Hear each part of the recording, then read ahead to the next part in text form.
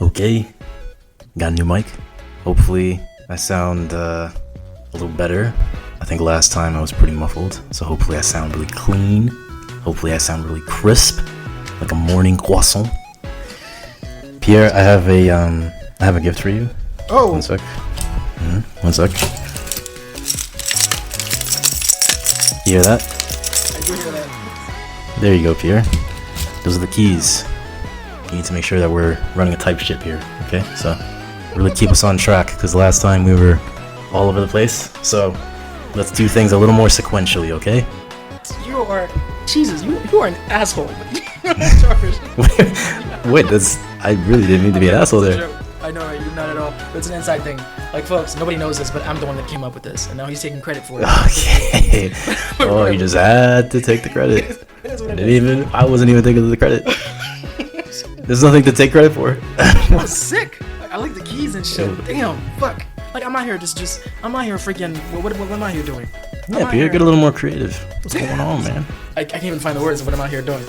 I'm out here translating stuff to Afrikaans to sound like I'm from South Africa, which there's just no way. I sounded hella muffled in that too, by the way, which I didn't think I did, but that sucks. Respect to the people. It was not an intent to disrespect. It was a beautiful country. But yes, Christian, you mentioned Severance, episode 4. Let's go. What we're starting with. We're starting with our girl who just got tortured. Christian, she is drained. Just like, again, it's been 300 times. I'm not like that. 300 times. What are you talking about? 259 only, girl. Again. You know, and also he has to sit there too. Like, right? She's not the only one who has to just be there the whole time. That is true. He's going through it with her. And every time someone goes in the break room, I assume he's the one doing it. Him or the security guard. Yeah, Grainer. So. No, that is true. But like the light, they're looking at the light. He's increasing the volume of the light. I think their fingers are in something that I don't know what that is. Reads their pulse. Yeah, it's like just a lie detector. Oh, okay. Interesting. Yeah, I don't know why I didn't think of that. That makes sense. Yeah, from your pulse. That's what that thing is reading. Yeah. Where is the suffering coming from? I guess from reading it? I don't know. They don't go into too much detail to me, but I mean, there might be some. I mean, of course, I haven't seen, so I don't know if they do go into the science behind it, but there might be some specific lighting that they're using, or I mean, I don't know. You could go crazy with it and say that they've when they did the surgery, they put some contingency plans in there where like they can activate certain fear responses through certain lighting. I don't know. I'm shooting from the hip here. I have no idea. No, that's true. No, I feel you. Also too, like what Dylan ended up saying, what is it? Yeah, when she make it out of there, you know, it's like, do you hear the background noise of someone crying or something? And is it the same episode? Jeez, is it the same episode? It is. I'm not sure. I mean, when she gets out, they all see her. When she gets out, before she like threatened to cut off her fingers, they're talking about the experience. How Dylan told her, "You can hack this. What I do is I think of some bad thing I did that I'm guilty for. I feel guilty to channel like inner guilt and to display it from the words that I'm reading." Yeah, he said something like he feels bad for stealing some guy's wife, right? Yeah. Imagine his out, he's like a stud with like 2 MILFs or something, but then he feel bad that you're stealing someone's wife. Yeah, something along those lines. Dylan's a character. Dylan's hilarious. Yeah, he is. But dude, staying on LER, threatened to cut off her fingers because if I'm merchandise, if not merchandise, I'm an actual real person. I'm assuming my Audi who agreed to this is not going to keep coming if she find out I'm rupturing her limbs. Bro, and Christian, the response, like that was cold. That was really chilling. Right, and the way it started, like the way she eased into that coldness, it's like, Ellie, I've seen your resignation. I received it. I understand this is frightening, but yeah, I'm not doing it. Furthermore, I'm a person. You're not. Bro. She paused. She was like, let this sink in. All right? Like, really understand what I'm saying. I'm not sugarcoating this. Right. You are cattle. You are the gum underneath my shoe. You are disposable. That was insane. And if you threaten to do that shit again, I'll keep you alive long enough for you to regret that.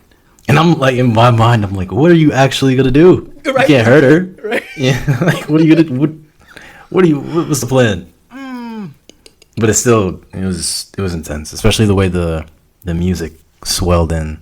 As soon as she was like, "I'm a person, you are not." As soon as she said "not," the music started just easing in, and it was very ominous. And she didn't It was back very down. creepy. My girl's like, I'm not backing down. Like, oh, that's what it is? You say I'm not a person? Okay, we'll get back to you. Got her rope. It's just crazy. I was like, yeah, you know what? I respect it. I respect it too. That was to kill yourself and then have you die once you switch memories. Right? I like that. Yeah, and the way she timed that too, like just for that to happen as the elevator's closing. So, Yeah. meaning during that little time in the elevator, you're blinking in and out, your outies back, but oh shit, as in like, enough time for you to have to witness your death. That is so cool. Like, that's actually so badass too. Like, what a way to clap back. Yeah. Nah, I'm gonna let you experience this, and I don't care if I die, because she could have died, Christian. That was the intention, yeah. Right? Oh, that's some crazy shit. Okay. Episode 4, Ellie did her shit. Let's move on to Mark. Mark, bro, unfortunately, this guy, the conditioning that they've done to Mark. Like, Dylan, for a guy who's been where, we don't know how long Dylan's been there, like, you can tell Dylan is, like, not as brainwashed or conditioned as Irving and Mark are. He's not as bothered. Yes, and he has the tricks up his sleeve, you know, like he was like, when I'm in there, I'm just trying to think of something else to make myself feel guilty. But like Mark and Irving, these guys just have been drinking, well, it's not drinking, they've been pouring the lumen lemonade down their throats. Just, like, they have to take it. Like, before Ellie did what got the rope, you know, she's traumatized.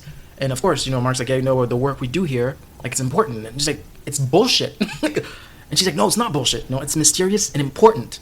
And we deal with the uncertainties that bring us and the way Kier would have wanted, together as a family. As in, whatever just happened to you, I understand, don't blame it on the work. The work that we're doing here is vital. I don't know this, but they've told me this, and I believe this. So for that reason, we gotta channel this, like, as a unit, which is so crazy. Like, my, okay, I'm gonna keep bringing this back, actually. One of my coworkers, the severed group chat that I have, Christian, homeboy said something. This is not a spoiler. These 3 episodes, I'm gonna keep bringing that back. As in, like, he said he's rooting for the Innies, because the Innies are what would happen if we never lost our innocence completely and never became jaded adults. Because they're blank slates, which is why, you know, I've mentioned that they're malleable. Like, Lumen is able to indoctrinate them the way they're supposed to. Like, because Mark and Irving don't have a bad bone in their body, and because they started at 0 and Lumen has been drilling down Lumen, not propaganda, that's too political, like Lumen stuff down their throats, they can't even for a second think, like, with everything we've just seen today, something is off. Dylan, maybe. They don't tell us that, but Dylan, maybe. Like, you just almost cut out your fingers. You've just been told by your outie that you're not even a person. Yet, it just reinforced in the brain, and like, no, this is important work. I understand you're going through shit, but we have to deal with this the way Kier would have intended. And Irving's in the background, like, yes, Mark, like, you're absolutely correct, Mark. Yes, this is what we should do. Like, it's not their fault.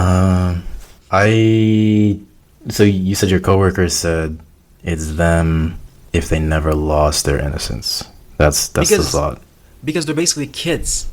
Adults, Well, but kids. that's because see that it's tricky for me to respond to that because I don't know, I don't have as much context probably as they did, but because from where I'm standing, I don't know the complexity of the surgery because like we mentioned before, right? They still know how to talk, they still retained some of their personality, so they're not like it's not a complete blank slate. I feel like, and let's take what was her name again? The redhead? L.E.R. Right. Just even the understanding of suicide, like knowing that to kill yourself you have to tie a rope around your neck. Like there's certain knowledge that they already have, and who knows the extent of that knowledge? At least me. Like I don't know. They could very well have adult brains and adult exposure, like, you know, adult experiences. So I don't know if I would completely say they're innocent. That's why I only brought up Mark and Irving. That's a very good point, actually. Yeah, Ellie is her fight or flight responses are adult, like homegirl. Yeah. Think the way she's like someone who's been through shit. Exactly. Like, exactly. Like, yeah. No, Ellie's an anomaly. Like yeah, Ellie is Siri. It's just it's just that's a Freeman reference. Yeah, that is true. That's true. And Dylan is like chilling. But look at even Irving, right? Irving is hilarious, dude. He kills me. He kills me too. His vocab, I love his vocab. Every time Milkshake walks in the room, he stands language. Up. Like, Mr. Milkshake. Oh, I'm so sorry. He's so straight laced. It's so funny. That's the thing. That's the thing they've undergone to become that. You have not been introduced to Irving's like outie. Like so far, it's only been Mark. We saw. Well, we're gonna see Dylan when we get to episode 6. As in, yeah, you've not seen These people are not like that. Just so it took another thing too. He's the most senior refiner on the floor. Mark's been here for a couple years, so Irving dates back even longer. The work they've done in Irving to get him to be this straight by the book, Kier praising, Lumen glorifying, fanatic is it took work. But no, to combat the thing I said, your point makes perfect sense too. Actually, yeah, Ellie is the foil of everything I just said about them being pure. She's not unpure, but she's kicking. But again, they might have all kicked in the beginning until they've placated their, there's their, what's the word I'm looking for here? Their like want to escape, and just force them or coerce them into this acceptance and praising Kier mindset that we see Irving the oldest refiner on the floor that's currently at. And we don't know. Mm-hmm. Yeah. Because to bring back to Mark, he did say, when I woke up on that table, I told the guy on the other end, like, I'm going to kill you. Because how does he know what killing is? Yeah. I take that whole shit back. Yeah, they're not innocent at all. Yeah, these fuckers are. Yeah, when I go to work tomorrow, I'll tell Henry, like, what are you talking about, man? What are you talking about? This is the first thing. You just, like, open the door, you'd be storming, like, stomping over them. Innocent. I'm talking about innocent. These are murderers. These are criminals.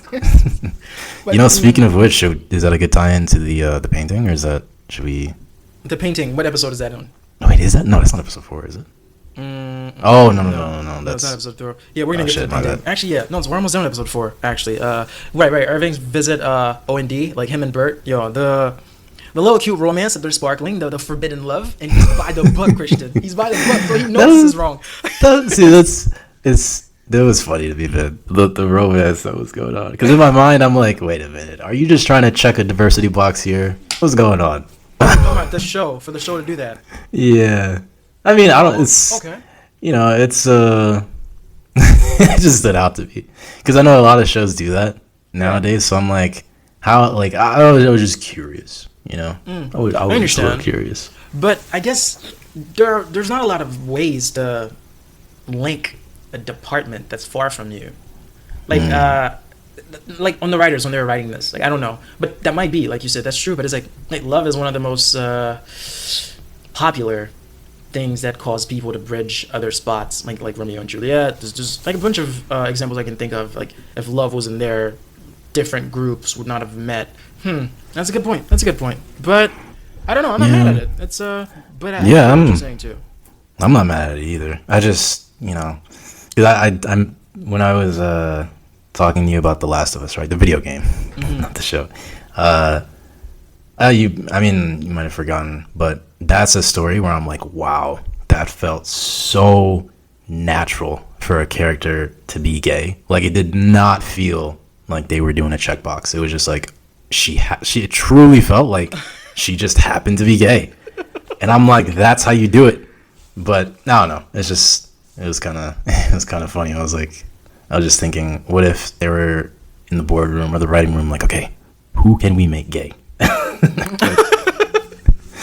But it is very that is a thing these days. I don't know because we can never confirm that. Yeah, but for this it is I didn't peep that. It might have, but I didn't. I don't think I'd be able to see it. Like I've already praised these Apple TV writers for like slowly putting things in and backing them up with details and stuff. I don't think I would have picked up that some things pushed. I do want to say though, I'm really enjoying the relationship between Burt and it's so funny. Like, dude, this guy is just so fucking funny. Just his body language. Like, there's a moment in episode 3 that's just absolutely, I kept replaying it because it killed me so much. Well, really quick, it was the scene where Burt was telling the joke because he was locked in the room. Wait, that's episode 3. What episode is that? I see. We're doing 4, 5, 6 anyways. But this one is fine. Yes, it's in one of them. I think it's in episode 5. Yeah. Yeah. And then when Irving, his face, he was laughing, and then he like closed his mouth, and then for a second, and then he opened it. I can't explain it. It was so fucking funny. He's like, there's rumors that you guys have pouches, or there's like a larva that comes out and eat you guys, which makes sense for you, Irving, because of your youthful energy. Yeah. Oh my god. He was laughing from the bottom of his heart. That shit killed me. Because Dylan's there. Like he tried holding it. Yeah. He let out just a little smirk. No, it's hilarious. Their love story's sick. No, that's some crazy shit. Oh my god. It's I love the vocabulary too. That's fucking dope. Fuck. All right, let's we might as well just start jumping. Okay, let's just wrap up episode 3. There's something big that happened in episode 4. Okay, Christian. Petey's wake. Right. Harmony Cobel. Like, we need to find the chip, which she tells Ragnar. Bro. Christian, before we need to find the chip that she tells Ragnar. Is it this episode? Jesus Christ, it's not this episode. No, I guess it's not this episode. Episode when she literally says okay, it's not this episode. We'll get to it. Anyway, yes, she needs to find the chip. This woman, like, okay, Christian, I think I figured out why Petey, well, not figured out, it's for people to find if you're watching the show. I think by putting the pieces together, I can probably know why Petey went to work at Lumon. So we already have Matt's reason. I keep saying Matt. We already have Mark's reason. His wife's dead, Gemma. And for that reason, he doesn't want to cope with the loss. He doesn't want to see a therapist. Like, it's good to help him forget her for 8 to 9 hours a day. That's good for him. It's working, which is what it is. For Petey, when Mark shows up to his wake, his ex-wife, Christian, shows up. Beautiful woman, by the way. Petey's ex-wife. You couldn't have known him. It is what it is.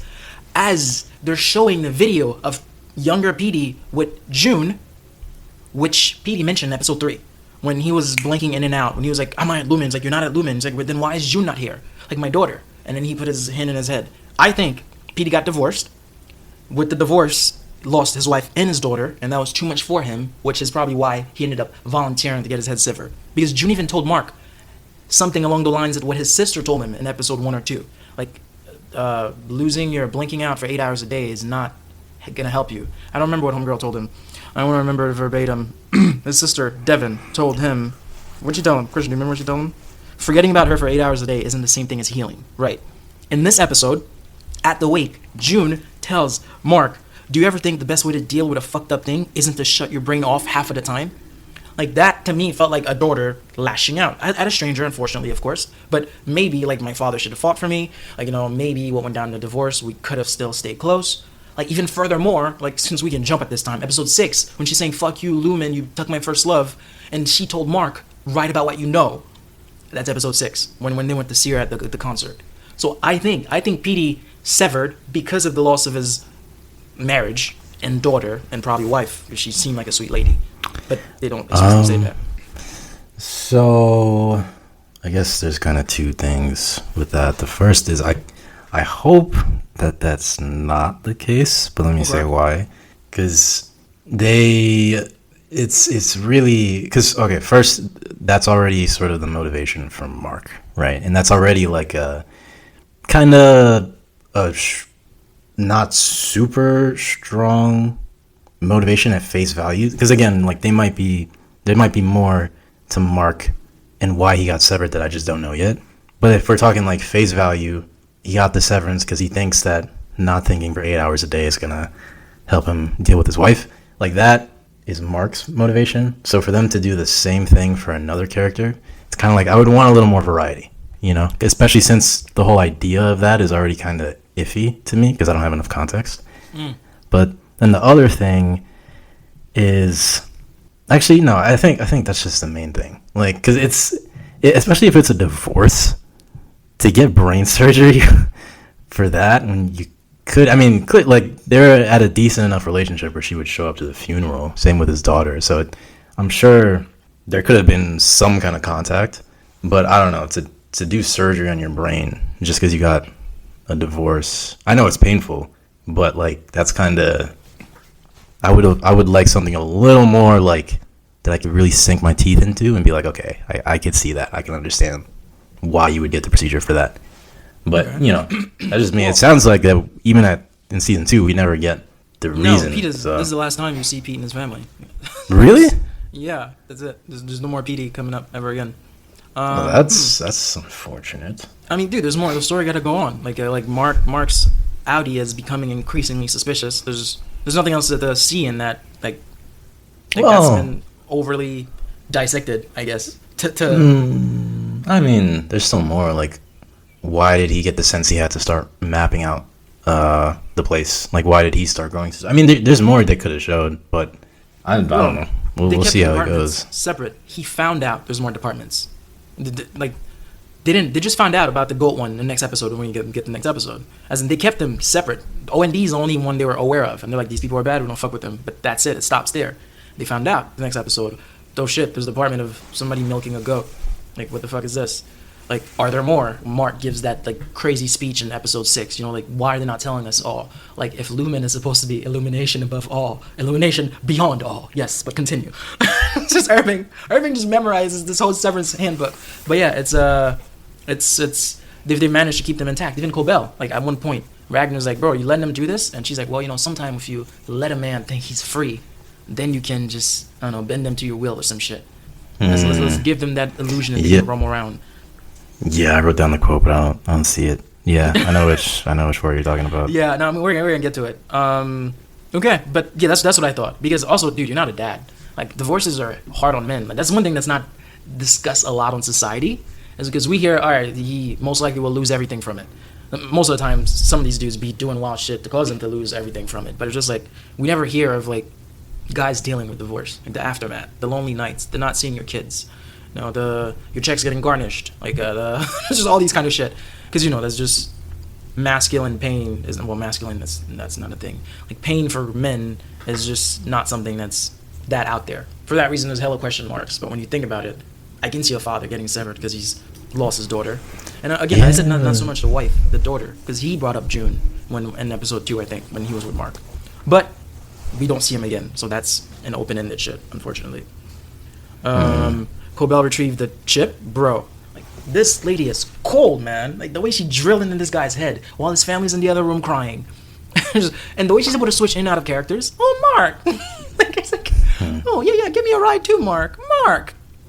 Crazy shit. I love that lady. Her and Milchick. I love the way they switch. They do that beautifully. And yeah, I really like Milchick too. Yeah. Oh, you're gonna love Milchick in season 2, Christian. The wellness session. Okay, Christian, the wellness session. They're like, yeah, that's the end of episode 4. Mark needs a wellness session. Notice, I don't know if you noticed this. When Cobel went to his house in episode 2 to check or spy, and she got the call, she took a candle from one of Gemma's old box. It was a green and red candle. Yeah, that was weird. It did stay up. When Miss Casey came out, there was a green and red candle behind her. The wellness session, when Mark entered the room. I was like, bro, what the fuck's going on? Some crazy shit. But anyway, and Mark made this tree from the clay, which, what do you think about that? Like, I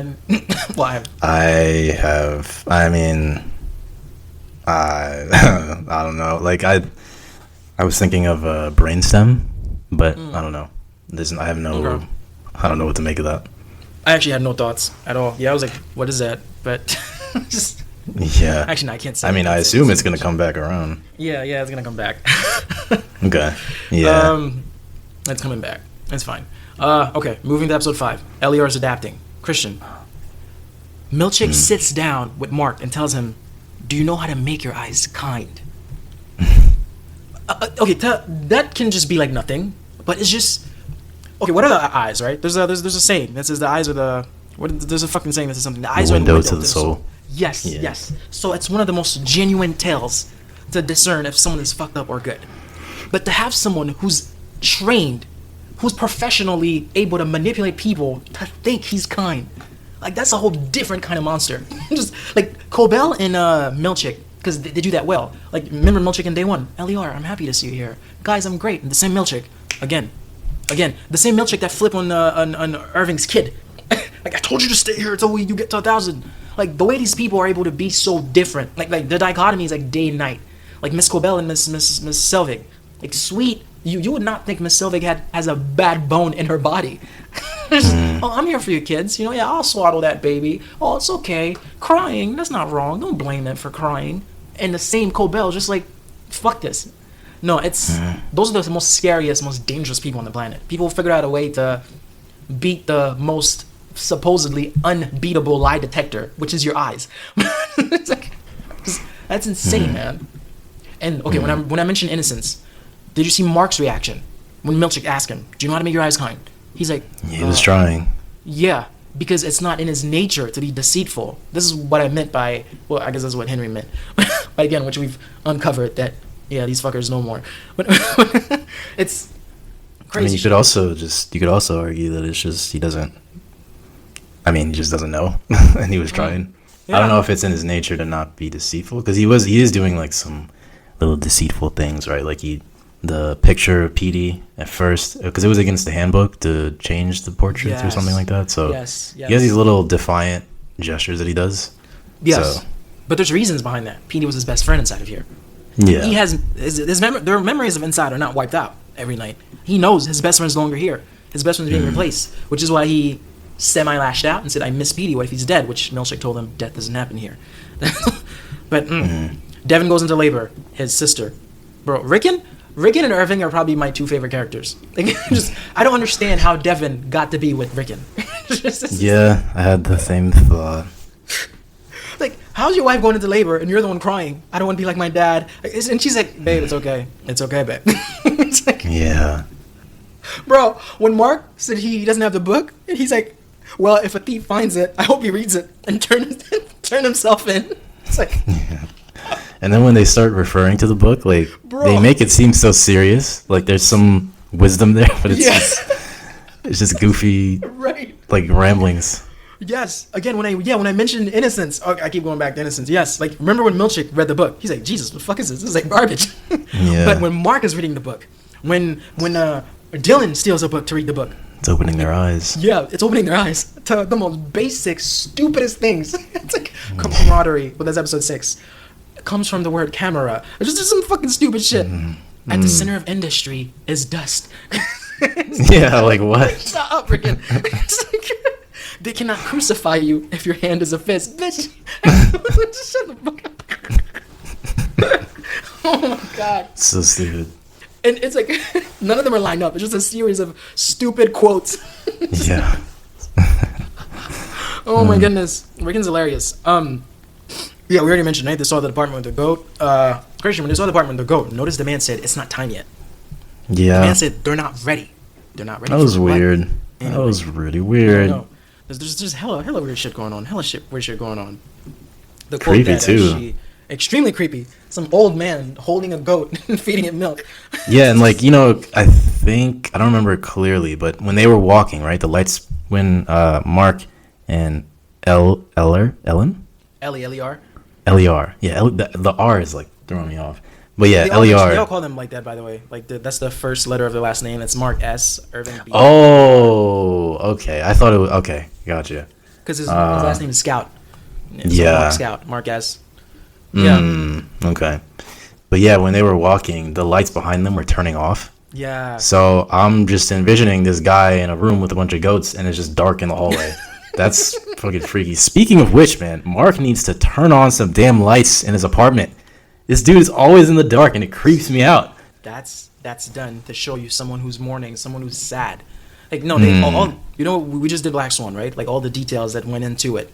Like, it's basically like similar to that. Like, they're painting Mark and Mark's environment as someone who's just on the brink of just giving up, which is why his sister's trying so hard, inviting him to dinners with weird people. Because Ricken is just weird at this point, but I love Ricken. Like getting him to go on dates with the doula, Alexa. It's just, they're trying to get this man out. And it's been 2 years, Christian. Meaning she's been trying to do this for a while now. But yeah, it's it's sad. Mark has very sad afternoons. But it's and nights. But hey, he has Miss Selvig. Christian, to get back to the quote, when Ragnar, I always forget his name, Grainer. Yes, Grainer. When Grainer said, "You're letting them roam freely," and she says a quote, "It's cool. The surest way to tame a prisoner is to let him believe he's free." We get that beautiful quote. Grainer said, Christian, upstairs wouldn't take this too kindly. Christian, upstairs. Cobel looks at Grainer in his eyes and said, "Yes, Daddy." Oh yeah. That was a interesting thing to say. Jesus Christ. I'm like, come on, Ben Stiller. Like, you're directing this, man. Come on. Like, there's people in committed monogamous relationships that are watching this. Like, like you're trying to wreck homes. Like, it's like, come on, man. She said, "Yes, Daddy." I'm like, bro. I'm like, Cobel, stop. It's like, Christian, I'm so glad it stopped there. I couldn't take any other enticing thing. I would have turned that shit off. I was like, I'm like, no, I'm not about to fucking sin in my long-term relationship. Fuck that. I'm like, turn it off. Like, Jesus. Oh, it's not even clothes that she wears. Like, it's just like there's something about Cobel, Christian. I can't even put my hands on what it is. Yeah, it's just it's a lot of subversion, I guess. Yeah, like, it's you don't expect such a dominant personality so Yes. far to say something so submissive and very sexual. Oh, and Christian Grainer's been shooting a shot. Just, you know what? If Grainer looked not the way, because Grainer looks intimidating and he's not the most handsome guy. If Grainer gets a good shape up, get a personal trainer for a good 2 years, like wear some lighter colors, like Cobel might give homeboy a shot because he's been trying. Like in episode 6, he's like, "Baby, what are you wearing? Are you a nurse?" She's like, "Oh, I have to take care of something," and that's a euphemism for what? I'm like, bro. Yeah, euphemism. Bro, Grainer's been trying, Christian. And she just keeps shutting him down. Oh man, it's insane. The paintings, that's another scary shit that happened in this episode. Finding paintings of departments like eating each other? The fuck is this? Yeah. Cannibalism? And finding out, shit, there's a second version where it's just MDR killing. Like not departmental killings, but just MDR. Just some weird shit, man. Weird shit. A lot of things been happening. It's all gonna make sense, Christian. It's all gonna fucking make sense. And of course, Burt introduces the gang to O&D. You see Irving's face? He's like smiling, he's happy. And then they cut to Dylan's face, who's just like, "I don't trust these people. I don't fucking trust these people." Yeah. Yeah. Oh my god. No, it's okay. It's unraveling nicely. And there's also, of course, I have no context once again. Also, I know we mentioned quickly in the last episode. We probably should have did this at the beginning, but that you've seen the entire thing. I haven't. So, but the black goo that Irving was seeing, yeah, well, I'm thinking this is just my personal theory, is that Irving is dying in real life, and so sipping into his Innie because it's the same body, and it has gotten either terminal or getting so bad that he's seeing Christian. That's a very good theory. Yeah. Oh, that's a sick theory. Damn. I finished it. That's not what's happening. But wow. Yeah, because That is I mean, insane. Yeah. Oh, I like that. Yeah. I like that a lot. because there's a lot going on with how, especially like specifically with because it happened near the computers. This room where they are using their perception as a tool. Yeah. So in that like act where they're looking for numbers that scare them, I was thinking maybe there's like some psychological, like I don't know if there's something specific about that room that's causing things. I don't know, but yeah. And at the end Sounds of like, episode 6, they've done even more updates in that room. Just, Yeah. like at night, so they don't even know. They don't even know why they're clocking in tomorrow morning for episode 7. Yeah. That's damn. That would have also there was some painting under his like fingernails in episode 1 after they did the red ball game of telling a little bit about yourself. It's a very interesting thing actually. Okay. So we're moving. Last episode 6. Okay. Right. We find out, unfortunately, why we've not been seeing Miss Casey. Oh, we completely forgot about that, which is so sad. They brought her in as a counsel to help LER like reintegrate because she just had a near-death experience. How she's allowed a free hug, and Dylan has it hard for Miss Casey. It's like he's like, oh yeah, I even wore this shirt for her. It's like, really, your outie told you to wear this shirt. It's like because you don't even know her. It's crazy. And we see Mark again, right? Unfortunately, like he's trying to assume the responsibility of Miss Casey going into the break room because it is on him. Like he created this diversion. He like told LER, let's go real quick in that room so I can like let you know. Sure, I have a map from Petey. You know, do you want to work from it? Like he's a reason Miss Casey went in there, and it's sad. And he tried pleading. No, this episode actually Mark. As much as I labeled him as a pushover in the earlier episodes of like, hey, you know, don't like do what Milchick says because he doesn't have to be nice. Or whenever Grainer comes in the room, sorry, Mr. Grainer, it's on me, please don't take her. And, like just he started fighting back authority this episode. And it wasn't quick. It's actually extremely gradual. Because again, to the point, if we just saw some man feeding some goats, Burt just introduced us to OND, which they've told us for a while. It was just him and... I don't want to forget anyone's name. This will bother me, Christian, so I'm just going to find it. Him and Felicia. Yes, we find out there's a lot of other people in OND, not just him. So Mark is questioning, which when he gets brought in to Cobel's room, right? Like, yeah, like, what exactly do I do here? Bro. And she's like, you're here to fucking serve Kier. Do you see his facial expression, Christian? That's so kid-like. Like, wanting to burst, but can't. Afraid, also hurt, because you just got screamed at. Like, wanting to cry, but, like, shaking and getting up and storming out. Like, those are all, like, childish behaviors. Which, again, you know, although we discredited Homeboy, which kind of makes sense for the innocents, but still, they're not innocents. They're monsters. But still, yeah, I was like, that's so cute. And childishly, again, to rebel. Oh, they don't want us to fucking move? Let's go on a fucking field trip. Like, Irving?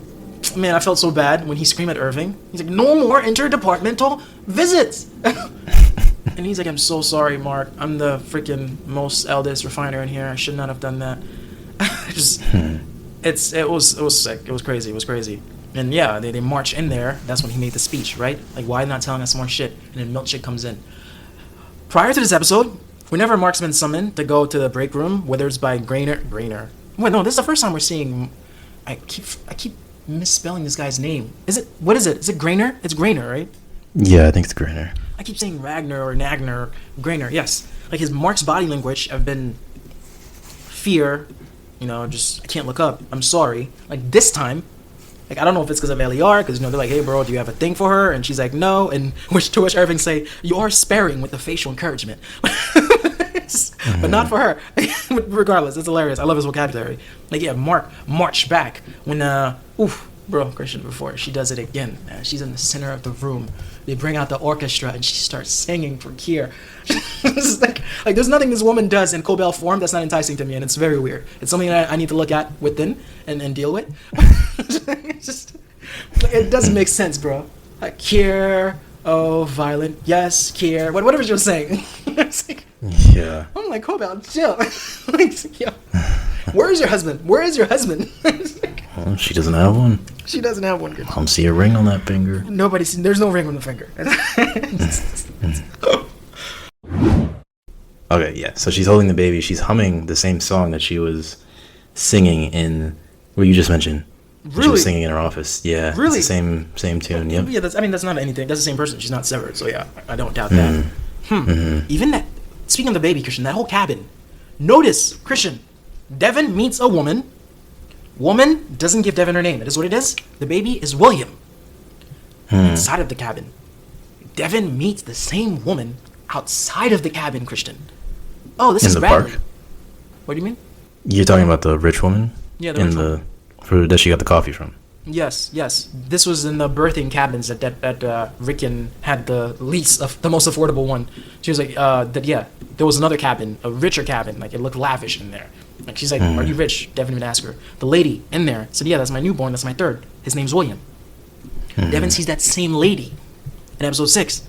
Like, hey, it was me, we shared coffee. The lady doesn't remember Devon. Number 1. Yeah, at the park, right? That's the senior. Yeah, that's what I mean, like outside of the, Number 1 doesn't remember her. Number 2, what William? Like, my baby's name's Bradley. Number 3, Christian, the lady, Gabriela Arteta, is married to Angelo Arteta, the senator. Yep. Did you pause your TV, when Devon was reading into that senator? Oh, like to look at the text? Yes. Yeah, I did. He's a former mayor of the pint-sized town of Wilston, who ascended to a major seat and who's been openly vocal about severance. He's in support, yeah. Or I took it as he's in support of it. He's in support. But he's from a pint size, extremely small, tiny, a little in the middle of nowhere. This guy ascended to a Senate seat, Christian. Yes. Do you get what I'm emphasizing? Where he came from, where he's at now, who's he supporting? His wife saying that my kid is this here. His same wife now saying, no, my kid is that there. But regardless, what I'm trying to say here is Lumen has such strong ties, which is why you brought up earlier in the prior episodes how something that controversial can be running. How we can see that shit on the news, but that shit is still running. How some guy from a small town who's an unknown is now in the Senate and is a big advocate pushing this even further. As in the it's subtle, but they're touching on the political corruption, you know, how private companies can buy their way into governmental seats through through plants. Yes, I think that's what he called them. People that are put into somewhere but is actually getting orders from somewhere else. They do that in movies a lot. Even, hey, there's controversies going on right now for like our president and his right hand man who's the actual president. That's crazy shit, but that's not what we're talking about here. As in, like, private companies has such pull, how like they get to do something like that. I mean, that's what I got from that, and it was they don't do these shit for no reason. Like the director making sure that we see that paragraph, that homeboy just come from out of nowhere. Now he's rich as fuck. Now he's a senator and he's backing up Lumen, like he preaches Lumen. His wife, apparently Kid is this name, same wife. Don't remember even meeting me one, and Kid is actually another name too. It's just again, Christian, everything will unfold. Nothing is there for no reason, but it's some crazy shit.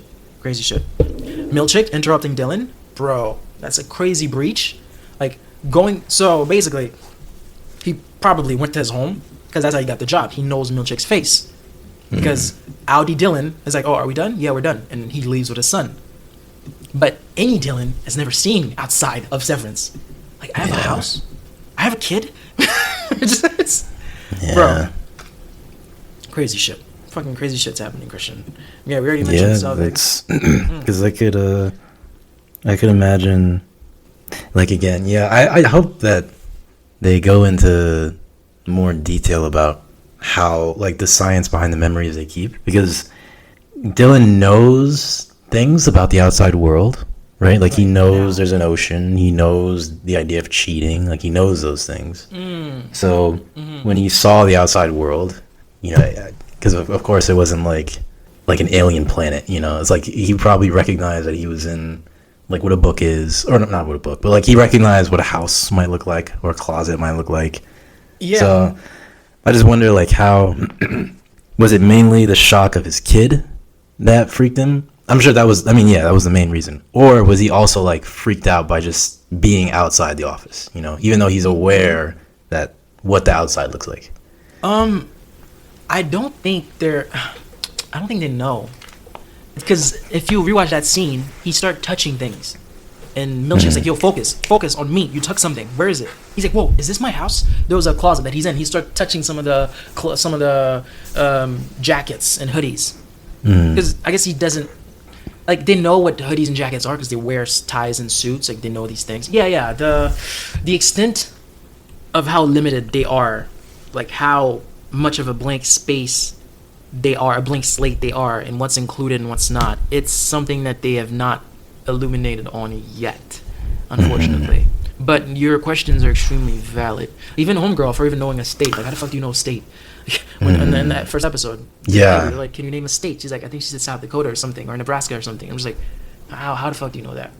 Yeah. And one other thing that stood out to me in this scene with Dylan when he gets in his house, when they cut to show you his son playing hiding or counting down, they show a cartoon. In that cartoon, there's a cloud that looks like a brain, and then a lightning bolt cuts through it. Yeah. I thought that was cool. Because and what's cool about that, when I mentioned that Cobel, when she was singing to the baby or humming to the baby, it was a very beautiful tune, and then it was abruptly cut by this loud cartoon, and then the severing of a brain, which I thought was very symbolic for her character. It's like there's so much polarity happening there. No, they sprinkled the details that they have in there is very nicely done. Christian, what do you think Mark's punishment was? Like, when he got sent to the break room, because we see his knuckles. What did these fuckers do in there? Like, we don't know. We'll never know. But I'm just like, bro. That scene was so sad. Like the walk on the hallways to pass Miss Casey, because he caused that. You notice her eyes, Christian? There's like bags under her eyes. Yeah, she's been in there. She's had this like 1,000-yard stare the moment they introduced her. So I don't know. She's always. No, I'm talking about there's a way that they make sure that you see the person's drain when they come out of the break room. We saw it. Yeah.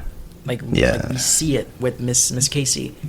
Like it's just, it almost looked like they just let her out only to let him in because there's only space for one person. As in, if he didn't do his shit, she probably would have still been in there. Like, it's just some crazy shit. But yeah, he's back outside with his Audi. He's like, oh, they told me that my hands, I got jammed in a water cooler or some shit. It's like, it's insane. But also seeing Petey die has been his like nightmare. That's been sparking his curiosity even more. Yeah, like the pain that Lumen has caused in June, like people saying "fuck you, Lumen." It's just he's slowly opening up the idea. But I wanted to have more evidence pushing his Audi in that direction, because those are okay, but like Petey was a stranger to you. You really don't know what that is. You just met June, as in, like, why did you just get curious to get the phone back? Now you're meeting Ragabi, that's her name, which they found. They already tracked on the campus, which is what Grainer told Harmony, Cobel. A campus where he used to teach at, Christian. Bro, it's crazy shit. Again, nothing happens for no reason in Severance. Yeah, I mean, I think they, like, as to why he's curious now, there's been little things happening that have been, like, for example, when he was on the date the first time and these kids were questioning the morality of it, he had a spike in anger. That felt like a rarity for him. So that's like the first instance where like he's starting to wrestle more with the idea of it. Then when he was watching TV, because he was the one watching that debate that was happening with like the morality. Yeah. So like these little things are going on and they're happening consistently. And and then this guy Petey comes into the picture. Make him listen to a recording of him in the break room saying, "Please, can I be done?" Yeah. Okay. I take that back. Yeah. They're stacking evidence, like shifting Homeboy's perspective. And he even whispered to his sister, not whisper, when Ricken's thing, say the first bad thing that come to your mind in my help. And he told his sisters, like, I think something's going off with Lumen, but I don't know yet. Okay. That's true. Yeah, that's pretty much it. They smashed, which was nice. They had sex, cute. And he gets up. He's like, yeah, I'll call Ragabi. I'm going to do this. And she's like, not here. And then Lumen is getting reinforced as they speak. They're installing the new updates. But yeah, aside from that, I don't think there's anything else that we didn't freaking go over. Yeah, you might have briefly talked about it, but they visited the concert where the daughter was playing. And because we saw in the videotape at the funeral that it sounded like that was her first time trying an instrument, and it was with her dad, and the song wasn't as like aggressive, right? It was a lot more uppity, a lot more like cheerful, and now she's doing this death metal rock band thing. Yeah. So Mark's like, the song was good. She said, well, you write what you know. Yeah. As this girl really is mourning the death of her dad. Like, the lyrics, like, I feel a callus on my heart. Bro, that's fucking poetic, but it's also sad. Dude was just talking. He wasn't singing. He was just the tone of like this genre. Yeah, it's so that's interesting. One thing. There's a lot of things I like about this country. That's one thing. There's a bunch of niches that you're gonna find a ton of people that like. I like that. Yeah. Like, yeah, this country is almost like Schitt's Creek. Like, no one's weird is slowly being erased out, which is good. There's inclusion for everything. You're gonna find thousands of people who enjoy that kind of music. It's pretty sick. But yeah, homeboy was screaming to me, like, "Fuck you a little bit. I feel like I had some hard. You took my first love. Fuck you a little bit." It's some crazy shit. It's some crazy shit. But yeah, dude, we are in for a fucking treat. Yeah, that's pretty much it, actually. Irving and Burt is doing their thing. Dylan has the hots for Miss Casey. LER is trying to get out of there at all costs, and now she's mapping out to figure out what are these other departments. Marquez is standing up. Marquez is currently in the break room. They let his Audi go home for the night to go on his date, but he's coming back tomorrow morning in the break room. Oh, it's insane. These people are in jail. They don't know it. Irving is Irving is in an internal conflict right now. Go by the handbook, which is saying there should be no relationship, which he knows by heart. I like when they're... Okay, we're done. But anyway, before that, I like how they're trying to bend the rule. Like, I do know what the handbook say, but it doesn't say anything about kissing. It does say something about fraternizing or something. He's like, well, it doesn't say anything about that. It's like they're trying to work their way around this so well. And it's cutely being done. But that's about it. It's episode 456. What else? Do you have anything to say for yourself, Christian? I think that's it. That's it. It's a hard life. Alright, it's been real. Yes. Bye. Alright. See you.